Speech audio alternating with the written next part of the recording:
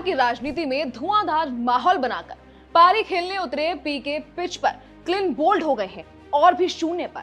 उनका पहला चुनावी स्कोर डक रहा। उनकी पार्टी खाता भी नहीं खोल सकी। प्रधानमंत्री नरेंद्र मोदी से लेकर तमाम क्षेत्रीय दलों को सत्ता की रेस में कामयाबी तक पहुंचाने का दावा करने वाले पीके खुद अपनी पार्टी के खाते में एक सीट भी नहीं दिलवा सके। प्रशांत किशोर की हार सिर्फ एक चुनावी हार नहीं है, ये एक रणनीतिक और संगठनात्मक असफलता की जबरदस्त कहानी है। वो आने वाले दिनों में सदियों तक सुनाई जाएगी। नमस्कार, मैं खुशी चौधरी और आप देख रहे हैं एबीपी लाइव। प्रशांत किशोर बिहार की राजनीति में उतरे तो सब कुछ बदल देने का वादा किया।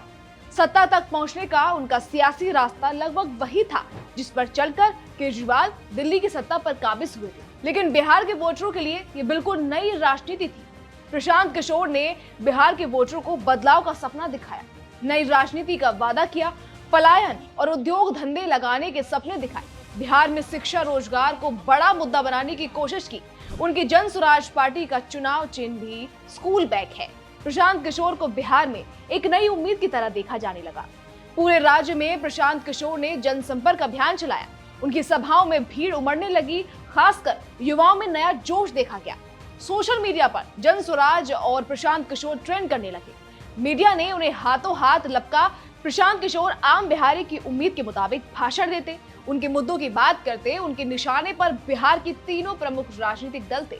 जन स्वराज ने बिहार में नारा दिया, जनता के सुंदर राज के लिए, बिहार के बदलाव के लिए। प्रशांत किशोर की धुआंधार प्रचार अभियान और साफ छवि ने बिहार में इनकी पैठ बना दी। खासकर उनके भाषण से जबरदस्त असर हुआ। माना जाने लगा कि प्रशांत किशोर बिहार में बड़ा खेल कर देंगे। सोशल मीडिया पर हर तरफ प्रशांत किशोर और उनकी पार्टी का प्रचार अभियान छा गया। लेकिन जब नतीजे आए तो प्रशांत किशोर का डब्बा गोल हो गया। उन्हें 3% वोट तो मिले, लेकिन वो एक भी सीट जीत नहीं सके। सवाल उठता है कि प्रशांत किशोर का बुलबुला कैसे फटा, कैसे वो हारे? बिहार की जनता ने उन्हें क्यों नकार दिया? राजनीतिक जानकारों की माने तो प्रशांत किशोर की हार के पीछे कई वजह है। पहली वजह, जनसुराज ने बिहार में जातीय समीकरण को ठीक से मैनेज नहीं किया। जातीय समीकरण, उम्मीदवार चयन और पार्टी संगठन में गहराई की कमी दिखी। दूसरी वजह, पीके ने खुद इस चुनाव में किसी सीट से चुनाव नहीं लड़ा। ये एक बड़ी गलती साबित हुई। उनके एक लीडर के रूप छवि को नुकसान हुआ। सवाल उठे कि अगर नेता खुद मैदान में नहीं उतर रहा तो उसकी प्राथमिकता क्या है? तीसरी वजह, तेजस्वी यादव को राघोपुर सीट पर चैलेंज देने के बाद पीछे हटने से उनकी छवि को भारी नुकसान हुआ। इससे ये मैसेज गया कि वो रणछोड़ है। चौथी वजह, पीके के उम्मीदवारों को लेकर विवाद में पार्टी और उनकी जनकर फसीहत कर पाई।